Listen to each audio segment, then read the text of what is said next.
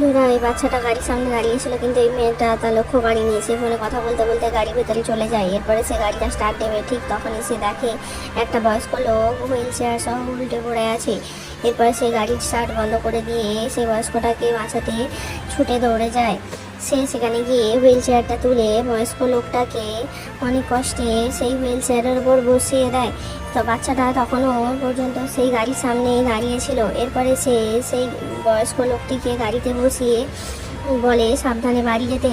এরপরে মেয়েটা দাঁড়িয়েছিল আর দেখছিল সেই বয়স্ক লোকটা সাবধানে বাড়ির উদ্দেশ্যে যাচ্ছে কিনা। এরপরে মেয়েটা যা দেখলো তা দেখার আগে অবশ্যই আমার ভিডিওটিতে লাইক করে দেবেন।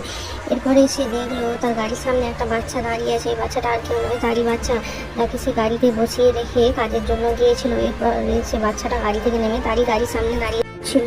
এরপর সে দৌড়ে এসে তার বাচ্চাটিকে কোলে তুলে নেয়।